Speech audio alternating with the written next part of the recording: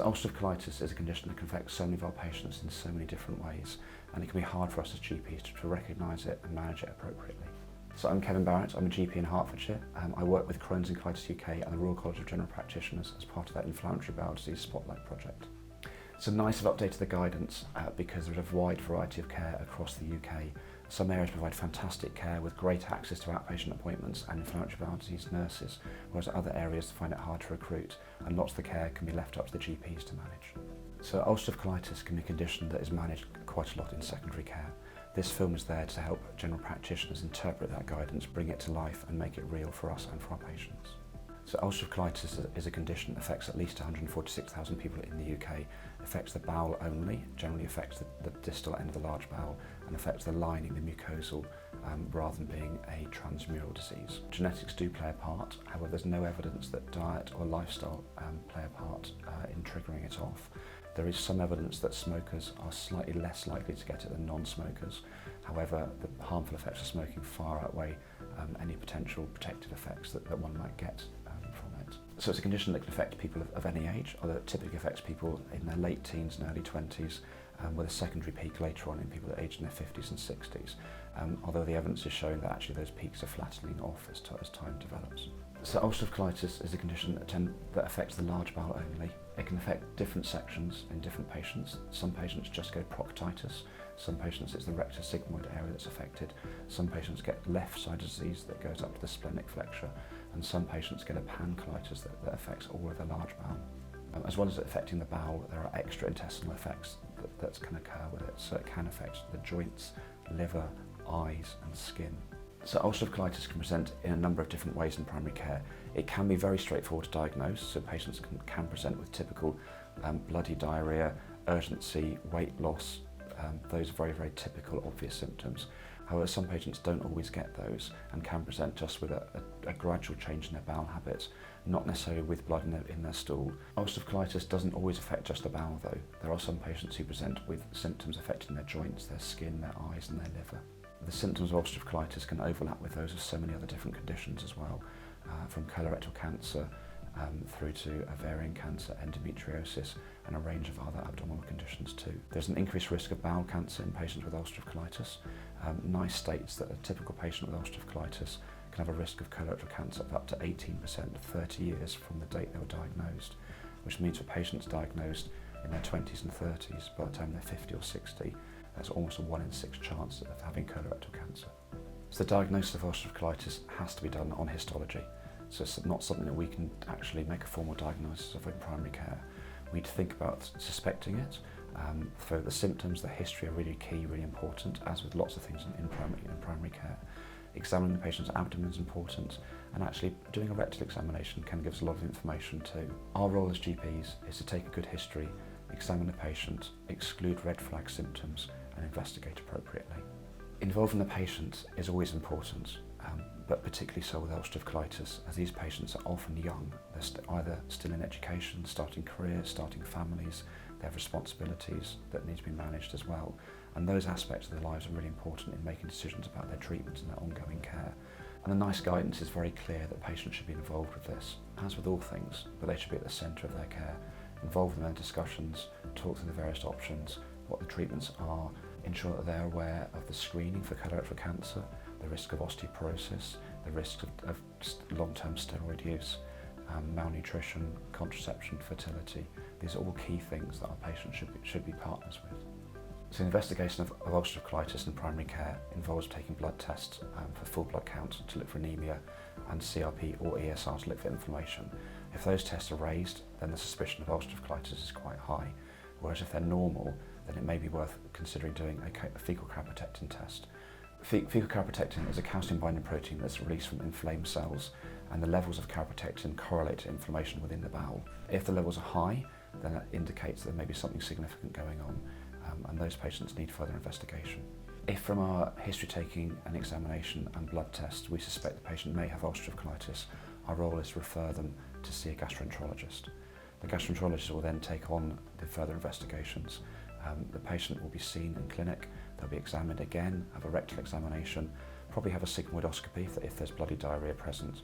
And once they have the sigmoidoscopy and have the histological diagnosis made, then further investigations might occur. NICE is quite clear that all patients should have a colonoscopy after diagnosis to actually explore the full length of their bowel. When assessing a patient who may have ulcerative colitis, one needs to think about red flags. One needs to think about the acutely unwell patient, so patients who actually may need admission because they are at risk of sepsis and acute kidney injury.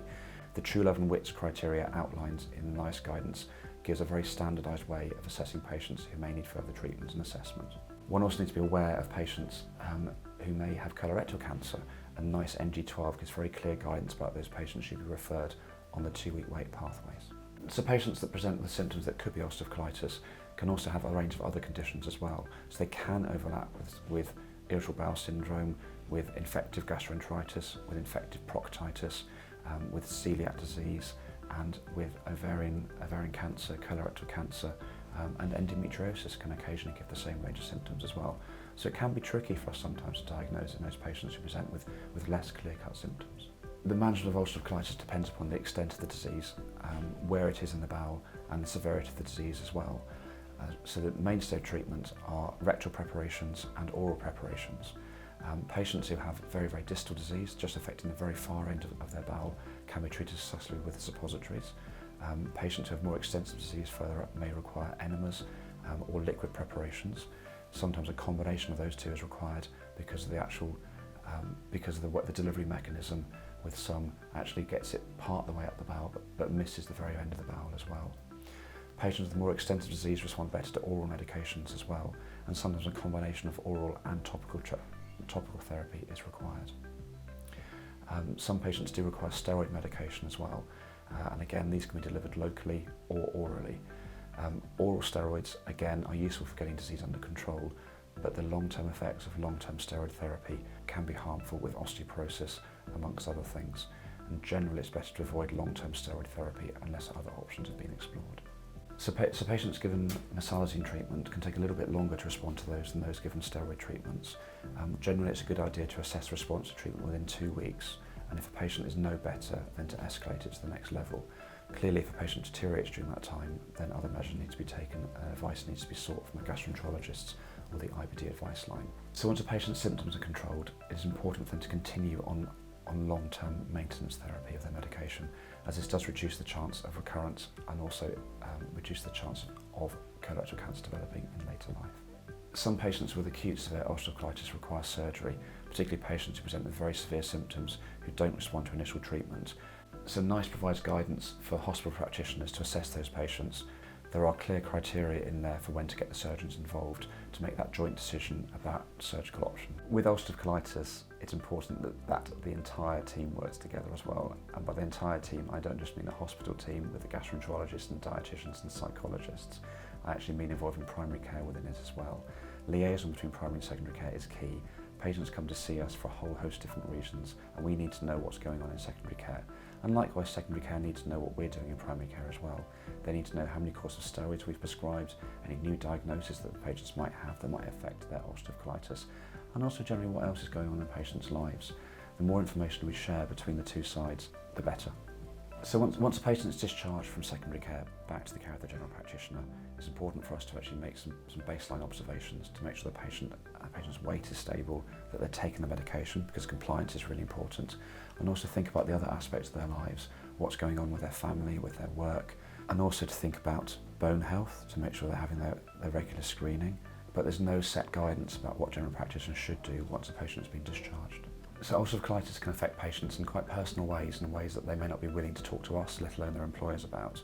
It's important for us to think about those sorts of things and ask them and say, are there any adaptations that you might need to your work pattern? So for example, being able to work near a toilet, or have a change in work pattern because of fatigue, working from home might be appropriate as well. Because patients with ulcerative colitis are often diagnosed at a point of their lives where fertility and contraception may be issues for them, they can be worried about this. There's no evidence that patients who have well-controlled disease are at greater risk of adverse pregnancy outcomes than others are. So if a general practitioner hears that the patient is planning to get pregnant and they have ulcerative colitis, it's important that pregnancy is planned. Lots of the medications that patients take for ulcerative colitis are safe to take in pregnancy, with a notable exception of methotrexate. The NICE guidance for ulcerative colitis provides GPs with a tool to help them diagnose, manage, and think about the wider implications of the disease on their patients. I hope people find this video useful. I also hope that demonstrates that NICE guidance are relevant to primary care, that we shouldn't be afraid of it, and it's not a disease that's just purely managed in secondary care.